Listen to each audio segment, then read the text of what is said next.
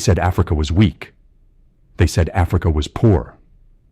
They said Africa could not stand without the guidance of others.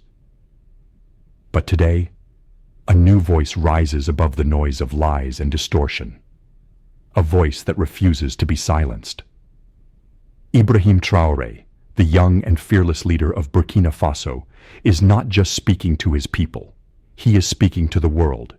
He is speaking to those who for decades painted Africa as a continent of misery, as a land without hope, as a place forever in need of saving. He is speaking directly to the powerful media outlets, CNN, France 24, and others, that have shaped this narrative. His message is clear. The lies end now. Africa will no longer be defined by outsiders. Africa will define itself. For generations, Western media has chosen to show only one face of Africa. War, hunger, and corruption have become their favorite stories.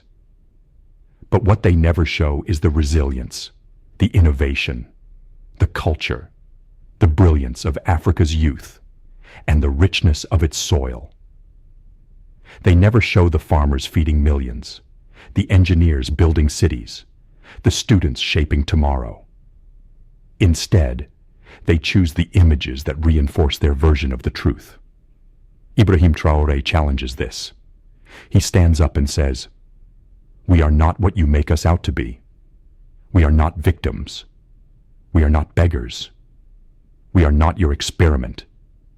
We are nations of strength, history, and dignity." This challenge is not only about news stories, it is about power. Because controlling the story means controlling the mind. When Africa is shown as hopeless, the world believes it cannot lead itself. When Africa is shown as dangerous, the world believes it needs foreign control. When Africa is shown as weak, the world believes it cannot rise. But Traoré rejects this mental colonization. He exposes the truth. Africa is not weak, it has been weakened. Africa is not poor, it has been looted.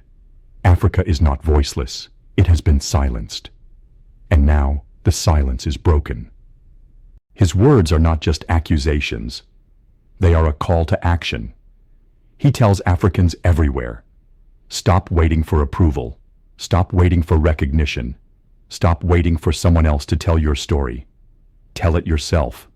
Show the world who you really are. He reminds the youth that the future of Africa is not in Paris, London, or Washington. It is in Ouagadougou, in Lagos, in Nairobi, in Johannesburg. It is in the villages, the towns, and the cities where African hands build African futures. The truth revealed is not just about lies in the media. It is about reclaiming the power of identity. Western media fears this awakening because a united Africa telling its own story cannot be controlled. If Africans define themselves, they cannot be manipulated. If Africans stand together, they cannot be divided. If Africans rise, they cannot be stopped. This is why they push stories of fear. This is why they highlight instability. But as Traoré makes clear, instability does not come from Africa itself. It comes from the interference of those who want Africa weak. The truth is revealed. Africa is stable when it is left alone. Africa is prosperous when it controls its own resources. Africa is peaceful when its destiny is in its own hands. To an American audience, this may sound familiar.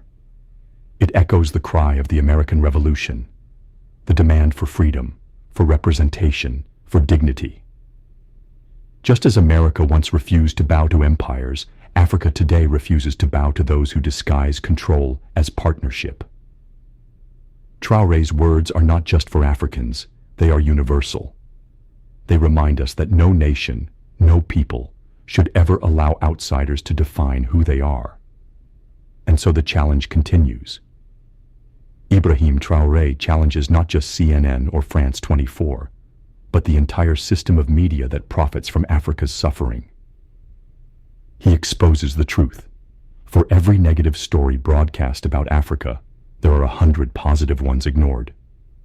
For every headline about conflict, there are countless stories of creativity, unity, and triumph. But the cameras never turn to those. Now Africa must hold the camera itself. Now Africa must write the headlines. This is the new chapter. A chapter where Africans rise to speak, rise to build, rise to lead. And as Traoré declares, it will not be outsiders who define Africa's place in the world. It will be Africans themselves. The truth has been revealed. Africa does not need saving. It needs the world to stop distorting it. Africa does not need pity. It needs respect. Africa does not need lies. It needs recognition of its dignity. And to the world, Traoré's challenge is a warning. Listen to the real Africa, or be left behind. Because this continent is not waiting anymore. It is rising. And when Africa rises, it does not rise alone. It lifts humanity with it. That is the truth the media will never tell you. But today, Ibrahim Traoré has told it. And once revealed, the truth cannot be silenced.